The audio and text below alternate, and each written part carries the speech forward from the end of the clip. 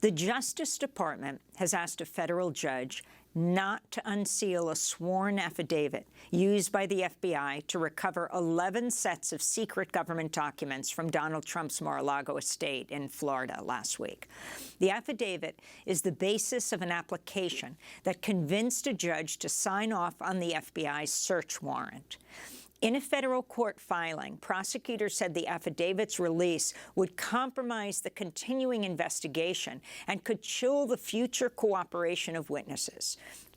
The warrant, which was unsealed Friday, revealed Trump is being investigated for 3 federal crimes: violating the Espionage Act, obstruction of justice, and criminal handling of government records. Fallout from the FBI raid is continuing to grow as Republican lawmakers denounce the FBI, with Florida Senator Rick Scott comparing the agency to the Gestapo in Nazi Germany. Fox News host Jesse Waters has called for the firing of FBI Director Christopher Wray, who was appointed by Donald Trump. Well, Chris Wray has to be fired by the next Republican president. Got to be fired on day one. Don't even wait. Just fire him right off the jump. A growing number of Republicans are calling for the FBI to be defunded. Far-right Republican Congressmember Marjorie Taylor Greene tweeted on Monday, "Impeach Merrick Garland and defund the corrupt FBI, end political persecution, and hold those accountable that abuse their positions of power to persecute their political enemies while ruining our country. This shouldn't happen in America. Republicans must force it to stop," Marjorie Taylor Greene tweeted. Others calling for the FBI to be defunded include Anthony Sabatini, a Republican congressional candidate in Florida. I think every single candidate and elected official in the GOP right now needs to go on record pledging to defund these lawless agencies. The Republican attacks on the FBI mark a radical shift for the party, which has long embraced the FBI. Last year, Democratic Congressmember Bobby Rush of Illinois introduced legislation to force the FBI to disclose more details of its secret COINTELPRO program in the 1960s to surveil and disrupt groups including the Black Panther Party and the American Indian Movement, as well as Martin Luther King Jr. and other individuals. The legislation had 24 co-sponsors, none of them Republican. To talk more about the FBI, we're joined by Alex Vitale, professor of sociology and coordinator of the Policing and Social Justice Project at Brooklyn College here in New York. He's the author of The End of Policing. His new piece for Truth Out is headlined, "There Are Good Reasons to Defund the FBI. They Have Nothing to Do with Trump."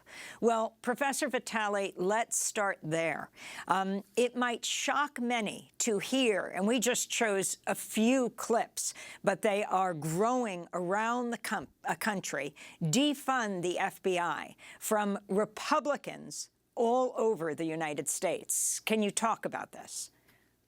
Well, it is a kind of amusing ideological confusion on their part. They've rested so much of their platform on a kind of back the blue authoritarianism, and to now see that turned around on the FBI is, on the one hand, amusing, but on the other hand, I think it's instructive. It tells us a lot about actually what they think the role of law enforcement is. It's not the neutral professional enforcement of the law that they often claim. It's actually a political tool. The difference here is that they think that it's a political tool that should be used on their behalf. And they're really upset to see law enforcement being used against so-called, God-fearing, patriarchal white nationalists, as opposed to using those forces against immigrant communities, communities of color, sex workers, and of course the political left. And so it's a kind of a repeat of January 6th, where we saw back the blue flags being used to beat local police.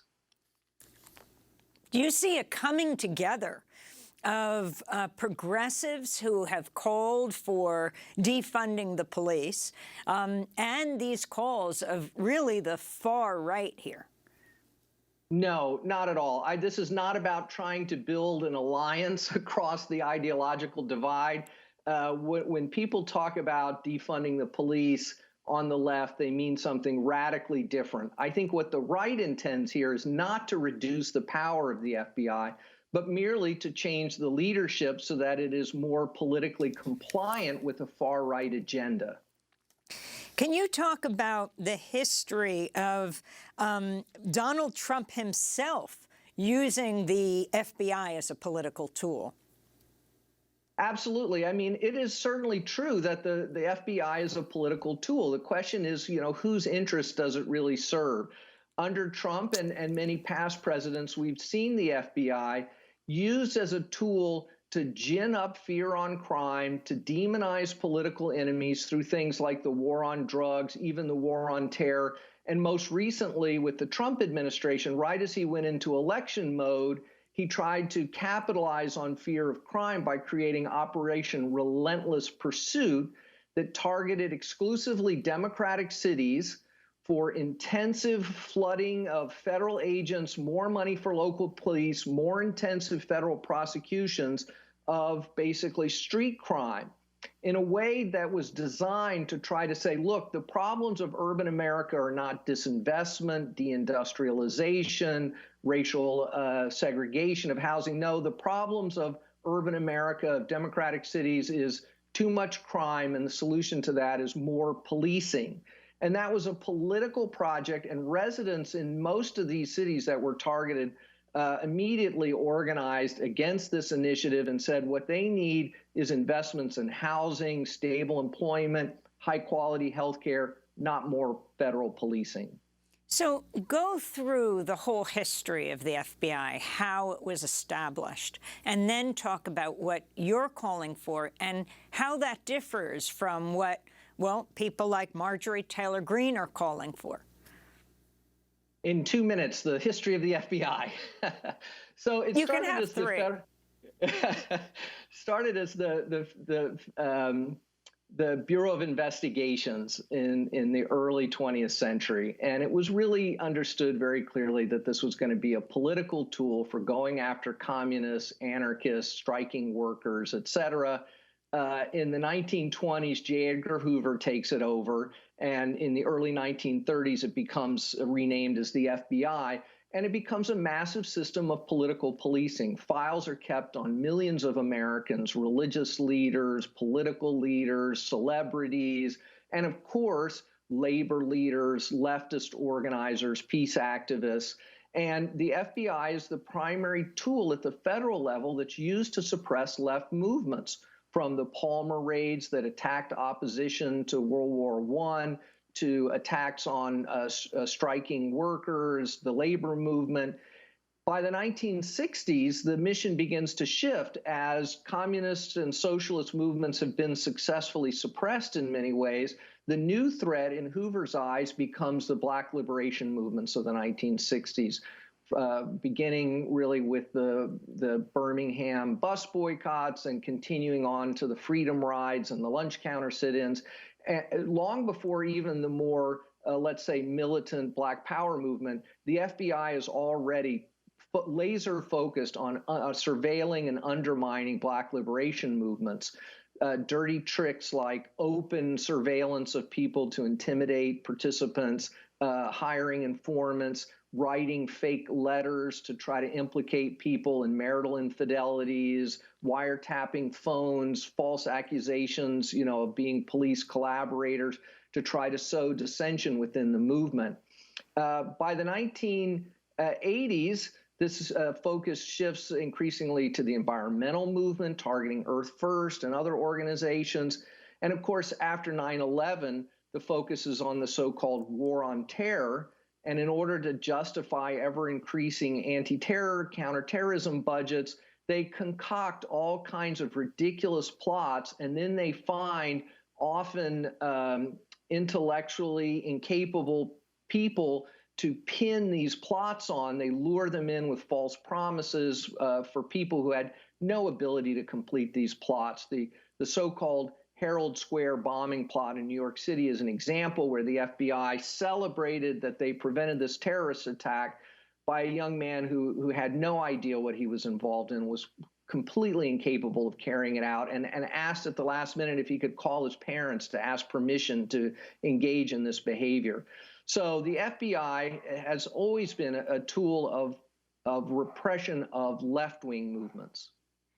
And so how did this change? If you can talk more specifically about President Trump's Operation Relentless pursuit and the cities he targeted.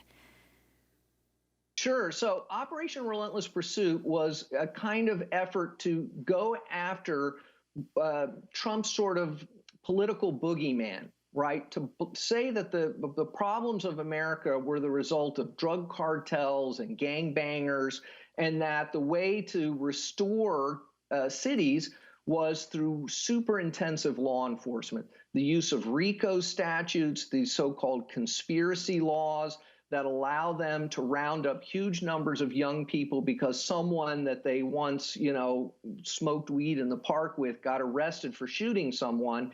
Now they're all in a criminal conspiracy and can all be charged with the underlying homicide or shooting or whatever.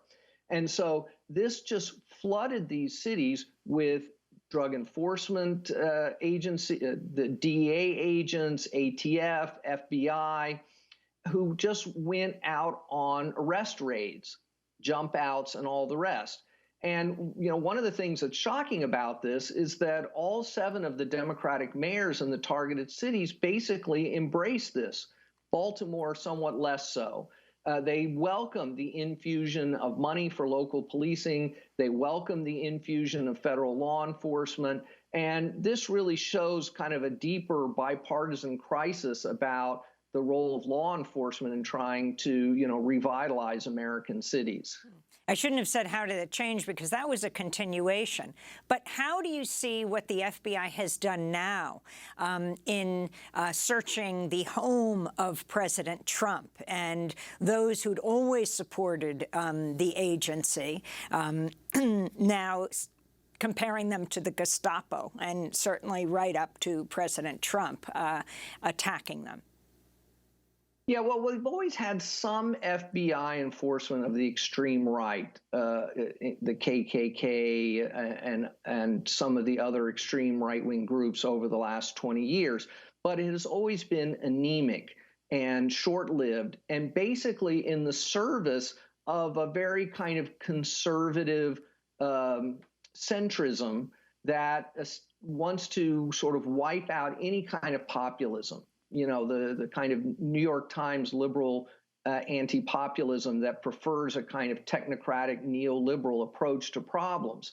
And so what we're seeing here is, some flexing of centrist muscle to try to shut down the most extreme parts of the right wing in a way, though, that I think is going to backfire, and that does nothing to actually address the widespread popularity of these extremist views. I mean, when Marjorie Taylor Greene says we should defund the FBI, she immediately gets hundreds of thousands of likes on her Twitter feed. So these are what we thought were fringe ideas have become way too mainstream. And the idea that we're going to fix this problem with some indictments of Giuliani and Trump, I think, is very short-sighted. So what are you calling for? Well, I think we need to, use this rhetorical opening to raise up some existing efforts to try to actually rein in the power of the FBI.